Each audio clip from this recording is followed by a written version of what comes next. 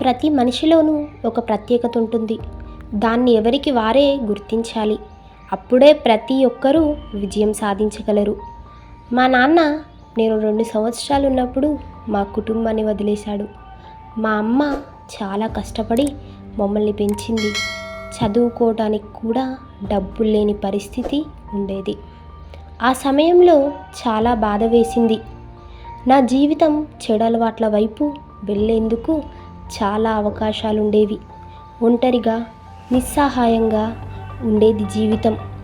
కానీ నేను చాలా అదృష్టవంతుడిని. ఎందుకంటే జీవితం నాకు ఇంకో అవకాశం ఇచ్చింది. కాలేజ్ వెళ్ళి చదువుకోగలిగాను. లా చదివి న్యాయవాది అయ్యాను. నా భార్య మిషెల్, వాళ్ళది కూడా చాలా పేద కుటుంబం. వాళ్ళ అమ్మా నాన్న చాలా కష్టపడి తనని చదివించారు. మనలో చాలామందికి అలా చదివించే అమ్మా నాన్న ఉండకపోవచ్చు.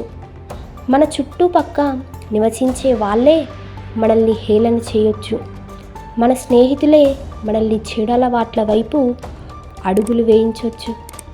కానీ నీకు ఏది జరిగినా దానికి నువ్వే కారణమవుతావు అని గుర్తుంచుకోవాలి. నువ్వెలా ఉండాలి అనేది నువ్వే నిర్ణయించుకోవాలి. కష్టపడకుండా తొందరగా డబ్బులు సంపాదించాలని అనుకోవటం చాలా మూర్ఖత్వం. జూదం ఆడటం, దొంగతనాలు చేయటం వల్ల నువ్వు జీవితంలో విజయం సాధించలేవు. నిజం ఏంటంటే విజయం సాధించటం అంత తేలిక కాదు. ప్రయత్నించిన మొదటిసారే నువ్వు గెలవలేవు. ఈ ప్రపంచంలో విజయం సాధించిన ప్రతి వ్యక్తి ఎన్నోసార్లు ఓడిపోయిన వాళ్ళే. జూకే రూలింగ్ హ్యారీ పోటర్ బుక్ను 12 సార్లు రిజెక్ట్ చేసిన తర్వాత పబ్లిష్ చేయటం జరిగింది. మైకేల్ జార్దన్ బాస్కెట్బాల్ ఆడటానికి పనికిరాడు అన్నారు. కానీ ఒకసారి తానే చెప్పాడు, నేను ఎన్నో వేల సార్లు ఫెయిల్ అయ్యాను. దానివల్లే నా ఆటలో మరియు జీవితంలో గెలవగలిగాను అని. వీళ్ళందరూ మనకు నేర్పింది ఏంటి అంటే జీవితంలో ఓడిపోవటం చాలా చిన్న విషయం. కానీ ఓటమి నుండి మనం ఏం నేర్చుకున్నాం అనేది ముఖ్యం అని.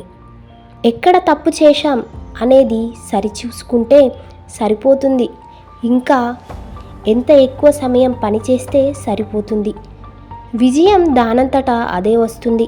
ప్రతి ఒక్కరూ పుట్టడంతోనే అన్నీ నేర్చుకొని పుట్టరు. నీ కష్టపడే మనస్తత్వమే నిన్ను విజయాల వైపు తీసుకెళ్తుంది. మీకు ఈ వీడియో నచ్చినట్లయితే లైక్ చేయండి, షేర్ చేయండి, అలాగే మా ఛానల్ను సబ్స్క్రైబ్ చేయండి.